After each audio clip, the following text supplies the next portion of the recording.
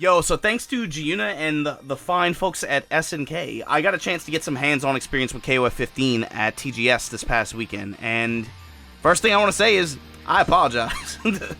I still think the aesthetic style for some of the characters reminds me of some low-quality 3D animation that I've seen on airplane safety videos before. But that said, the game looks way more attractive in person than what I thought it would. In particular, I think the best word is vibrant.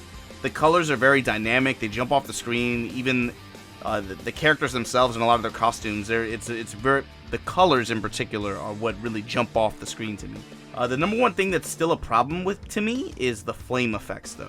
I think they gotta change this. They gotta change it at some point or another. They have to. But aside from that, I think the game actually looks way better in motion than I was expecting. It was a really pleasant surprise. You know, I wasn't sure if it was placebo or not at first, but after talking with Ichi and some others, they kind of confirmed my feelings on this. Gameplay-wise, I feel like it's KOF 14 pace, but slightly slower, slightly floatier. Not necessarily in a bad way. It still feels like KOF. It's still, you know, a very responsive feeling game. It's just a different kind of pace is all. Certain players might find this uncomfortable, but I thought it seemed fine, and I'm sure it will only speed up as people get better at the game. Maybe we come to not even notice it, right? But it did inherently feel slightly slower. The talk of the town, though, since this footage, I guess, got out, has been Shatter Strike. This is the new mechanic that they added. Cost a bar to do.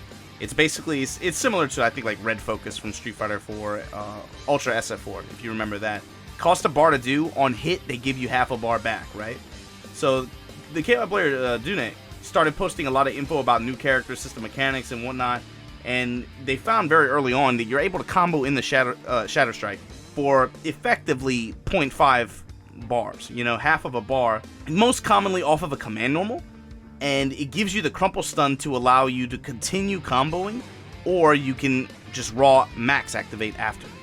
You don't have enough time to raw activate max and then get a hit, but you can sacrifice the follow-up damage that you would get up from your combo, be able to activate there. This seemed like a very strong option that allowed for really strong damage conversions off of raw touches. Notably, if your character has a low that can confirm into a command normal, it seems really good. And I think given right now, since max mode activation is 2 bars, the question remains, I guess, how worth it is it if you can get big damage for effectively half a bar into knockdown Oki? Yeah, I have to imagine that gets tweaked, maybe? I don't know. Maybe they tweak the values or something, or maybe adding some rules to it. You know, for example, I was thinking, like, what if they made the rule, like, if you combo in the Shatter Strike, it doesn't give the meter reward, but if you use it raw to be able to absorb those hits and then land a blow there, then it'll give the meter back? I'm not sure. Guess time will tell. But I played Isla a little bit, and although I was on box, I normally play Neo Geo layout. She felt fun. Definitely Splatoon Girl Shune, but she had some interesting ideas with her air jumps and her dive kicks, her jaguar kicks, etc. You can do some of those options out of backdash too. She seems like she'll have some pretty interesting ideas there. Iori and the other characters had, I guess, what you would expect, but Shune also gained some new air mobility options with his air dashes down. Iori also got, I think, man, everybody's gonna run this costume. I hope they put a color editor in or something, man, because I feel like everybody's gonna be running this one. Iori had a nasty costume that I think will be very popular. Something else that stood out to me about the systems was the buffs to Just Defend. Just Defend now not only gives you meter, but it also negates a lot of chip damage and guard bar. Buff from KOF 14, I think, for a lot of players, I think is welcome.